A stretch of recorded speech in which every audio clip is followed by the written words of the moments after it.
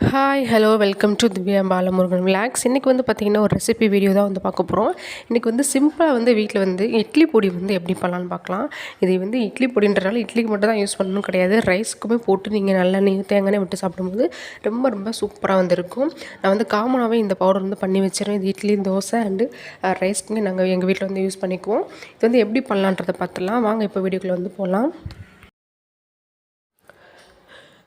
நான் வந்து பார்த்திங்கன்னா ஒரு பவுலில் ஃபுல்லாக வந்து உளுந்தம் பருப்பு வந்து எடுத்திருக்கேன். நான் வந்து தொளி உளுந்து வந்து எடுத்திருக்கேன். எப்போவுமே வந்து இட்லி பொடி பண்ணும்போது தொளி உளுந்தில் பண்ணும்போது ரொம்ப ரொம்ப அந்த வாசம் வந்து ரொம்ப சூப்பராக இருக்கும், டேஸ்ட் வந்து ரொம்ப சூப்பராக இருக்கும். ஸோ அதனால் பார்த்திங்கன்னா தொளி உளுந்து வந்து எடுத்திருக்கேன். கொஞ்சம் அடிக்கனமான பாத்திரம் வந்து எடுத்துக்கோங்க.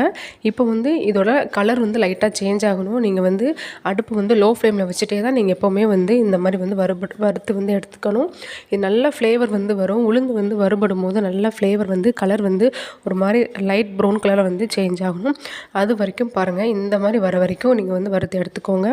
கொஞ்சம் வந்து டைம் வந்து எடுக்க தான் செய்யும். ஏன்னா நம்ம வந்து லோ ஃப்ளேமில் வச்சு பண்ணுறதுனால நீங்கள் ஹை ஃப்ளேமில் வந்து வச்சுட்டிங்க அப்படின்னா அது வந்து தீஞ்சு போயிடும். இப்போது நீங்கள் எந்த கப்பில் வந்து உளுந்து எடுத்தீங்களோ அதே கப்பில் வந்து அரை கப் அளவுக்கு வந்து கடலைப்பருப்பு வந்து எடுத்துக்கோங்க. இதையுமே வந்து பார்த்திங்கன்னா நல்லா வந்து லைட்டாக வந்து ப்ரௌன் கலர் ஆகிற வரைக்கும் நம்ம வந்து வறுத்து வந்து எடுத்துக்கணும். எப்போவுமே அடுப்பு மட்டும் கூட்டி வந்து வச்சிடாதீங்க, லோ ஃப்ளேம்லேயே வந்து வச்சுக்கோங்க. கடலைப்பருப்புமே பார்த்திங்கன்னா கலர் வந்து நல்லா சேஞ்ச் ஆகிருக்கு பாருங்கள். ஸோ அதனால் இதே வந்து தனியாக வந்து எடுத்து வச்சிடலாம். நல்லா வந்து ஆறுனதுக்கப்புறம் தான் நம்ம வந்து அரைக்கணும். ஸோ நல்ல ஒரு பாத்திரத்தில் வந்து நல்லா ஆறுற மாதிரி வந்து போட்டுக்கோங்க. இப்போ வந்து பார்த்திங்கன்னா ஒரு பல் வந்து பூண்டு வந்து சேர்த்துருக்கேன். அது கூட வந்து பார்த்திங்கன்னா ஒரு கப் அளவுக்கு வந்து கருவேப்பிலை வந்து சேர்த்துருக்கேன். கருவேப்பிலை வந்து நீங்கள் வந்து அதிகமாக வந்து எவ்வளோ வேணாலும் வந்து சேர்த்துக்கலாங்க. டேஸ்ட் வந்து எதுவுமே மாறாது. கலர் மட்டும்தான் பார்த்திங்கன்னா ஒரு மாதிரி க்ரீன் கலரில் வந்து பொடி வந்து வரும். மற்றபடி பார்த்திங்கன்னா டேஸ்ட் வந்து ரொம்ப கருவேப்பிலோட வாசம் வந்து வராது. கருவேப்பிலை வந்து ஹேருக்கு இந்த இதுக்கெலாம் ரொம்ப நல்லதுன்றது நம்ம எல்லாருக்குமே தெரியும். ஸோ நீங்கள் வந்து ஜூஸாக இந்த மாதிரி குடிக்க முடியாதவங்க இந்த மாதிரி பொடி போட்டு அரைச்சி வச்சு ரைஸ்லையோ இட்லியோ சாப்பிடும்போது உங்களுக்கு அதோட பெனிஃபிட் வந்து நல்லாவே வந்து கிடைக்கும். ஸோ பூண்டையும் கருவேப்பிலையும் நல்லா வந்து வறுத்து வந்து எடுத்துக்கோங்க. அப்புறம் பார்த்திங்கன்னா காரத்துக்கு ஏற்ப வத்தல் வந்து சேர்த்துக்கோங்க. உங்களுக்கு கலர் வேணும் அப்படின்னா காஷ்மீரி சில்லி இருக்கு இல்லையா, அதை வந்து சேர்த்துக்கலாம். நானுமே எனக்கு வந்து காஷ்மீர் சில்லி தான் வந்து சேர்த்துருக்கேன். ஒன்லி அது மட்டும் தான் வந்து சேர்த்துருக்கேன். எங்களுக்கு வந்து காரம் வந்து நாங்கள் அதிகம் சேர்க்க மாட்டோம் அப்படின்றனால எனக்கு இதில் உள்ள காரமே வந்து போதுமானது.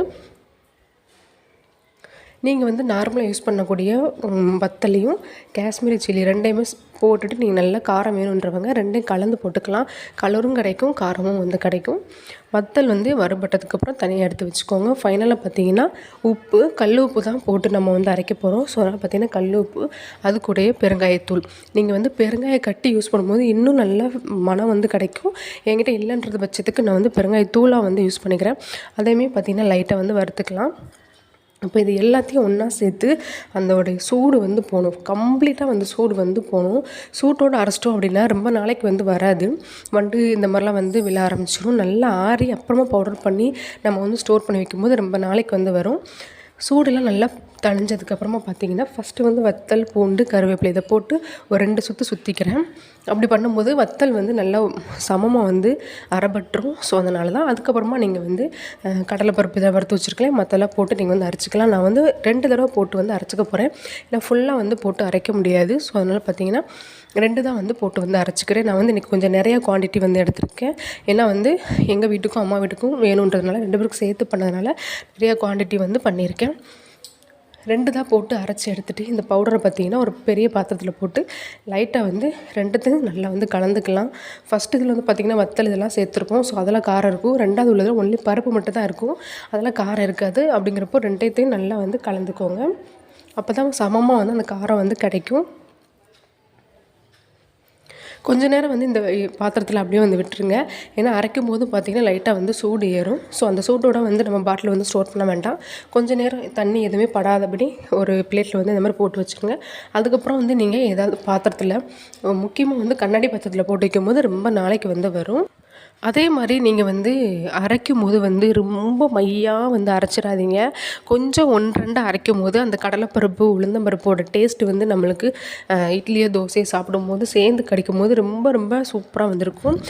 நான் வந்து கருவேப்பிலை வந்து கொஞ்சம் அதிகமாக சேர்த்ததுனால எண்ணெய் ஊற்றி நீங்கள் வந்து மிக்ஸ் பண்ணும்போது பார்த்தீங்கன்னா உங்களுக்கு க்ரீன் கலரில் வந்து அந்த பவுடரோட கலர் வந்து கிடைக்கும். ஆனால் நான் வந்து சேர்த்துருக்கிறதும் காஷ்மீரி சில்லி தான். நீங்கள் வந்து கருவேப்பிலை ரொம்ப கம்மியாக சேர்க்கும் போது வத்தல் வந்து அதிகமாக சேர்க்கும் போது உங்களுக்கு நல்ல ஒரு கடையில் கிடைக்கக்கூடிய ரெட் கலரில் வந்து கிடைக்கும். அது வந்து உங்களோட ஆப்ஷனல் தாங்க. உங்களுக்கு வந்து கலர் நல்லா வேணும்னா நிறையா வந்து காஷ்மீரி சில்லி வந்து சேர்த்துக்கோங்க. இட்லி பொடி வந்து இந்த மெத்தடில் ட்ரை பண்ணி பார்த்துட்டு எப்படி இருந்ததுன்றதை கமெண்ட் பாக்ஸில் வந்து கமெண்ட் பண்ணுங்கள்.